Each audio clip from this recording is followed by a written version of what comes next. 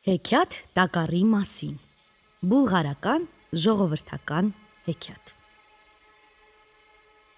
Երբ ծերունի հայրը զգաց, որ իր վերջին ժամը մոտենում է, կանչեց 5 որդիներին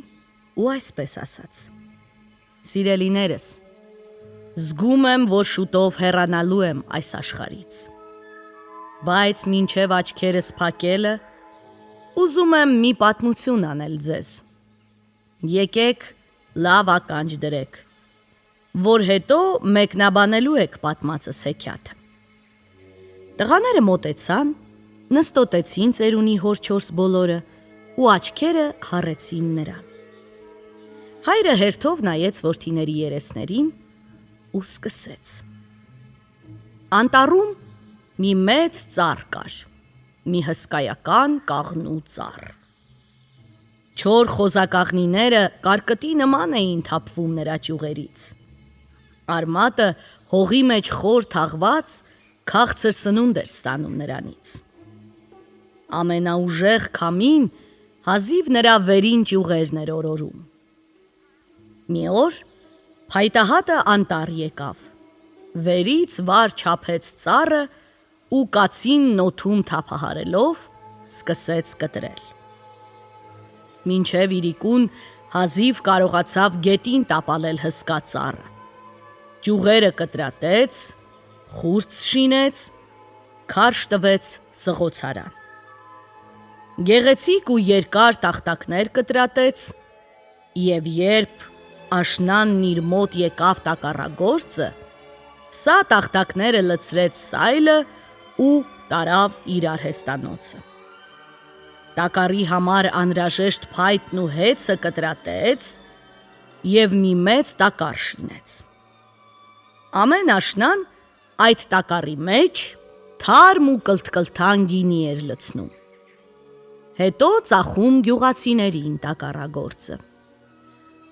որը հարսանիքի համար էր առնում, որը անվանակոչության, որն էլ հոգեհաց տալու։ Այսպես էր, քանի դեռ տակառը ամուր էր։ Բայց մի օր էլ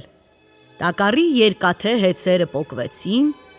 փայտիկները սկսեցին հեռանալ իրարից ու պոկվել։ Գինին թափվեց միջից, տակառը չորացավ ու կծղեց։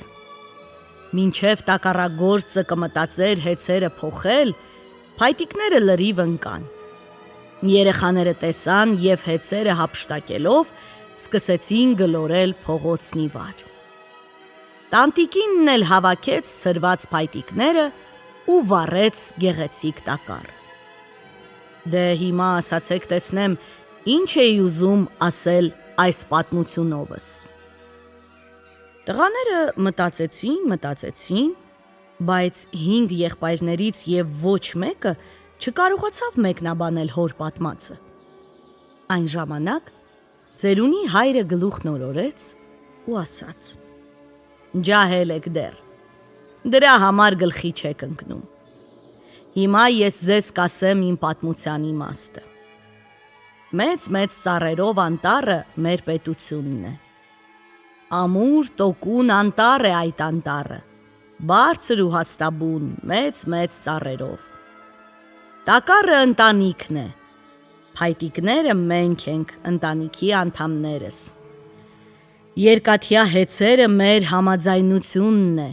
իսկ տակառի գինին էլ ուրախ ու երջանիկ կյանքը։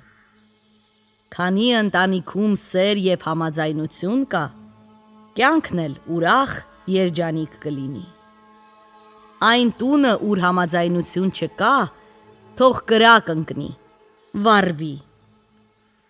Պահպանեցեք ձեր տակառը, զավակներս։ Ավագ որդին մոտեցավ, համբուրեց հոր աջը ու այսպես պատասխանեց. Շնորհակալություն քեզ, հայր, բարի խորհրդիդ համար։ Քանի կենդանի ենք, չենք մոռանա։